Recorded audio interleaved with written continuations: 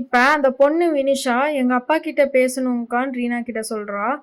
அதுக்கு அனிதா இப்போ அதுக்கெல்லாம் டைம் இல்லை அப்படின்னு சொல்கிறா. அதுக்கு அந்த பொண்ணு இல்லை எனக்கு எங்கள் அப்பாட்ட பேசியே ஆகணும்னு சொல்லி அடம்பிடிக்கிறா.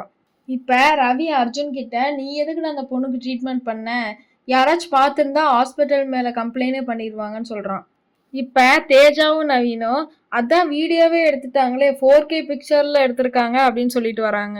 அந்த வார்டுக்குள்ளே யாருமே ஃபோன் யூஸ் பண்ண மாட்டாங்களே, எப்படி வீடியோ எடுத்தாங்க அப்படின்னு அர்ஜுன் கேட்குறான். அவங்க பேஷண்ட்டாக வராமல் ஹாஸ்பிட்டல் பேரை கெடுக்க வந்திருந்தா அப்படின்னு தேஜா கேட்குறா. அதுக்கு அர்ஜுன் எதுக்குன்னு கேட்குறான். அதுக்கு தேஜா எனக்கு என்ன தெரியும் உங்கள் அப்பா என்ன பண்ணாரோ என்ன பிரச்சனையோ அப்படின்னு சொல்கிறா. அதுக்கு அர்ஜுன் சம்மந்தம் இல்லாமல் ஏன் பேசுகிறேன்னு தேஜாவை கேட்குறான். சரி என்கிட்ட ஒரு பிளான் இருக்குன்னு தேஜா சொல்கிறா. அதுக்கு ரவி கொஞ்சம் மிஸ் ஆனாலும் ஹாஸ்பிட்டலுக்கே டேஞ்சர்னு சொல்கிறான். அதுக்கு நவீன் இவ பிளான் போட்டால் மிஸ்ஸே ஆகாது, சரியான விஷம்னு சொல்கிறான். அதுக்கு அர்ஜுனோ லெட்ஸ் டூ இட்னு சொல்கிறான். இனி ஒவ்வொரு எபிசோடும் லைனாக வந்துக்கிட்டே இருக்கும். நம்ம சேனலுக்கு லைக் பண்ணி சப்போர்ட் பண்ணுங்கள்.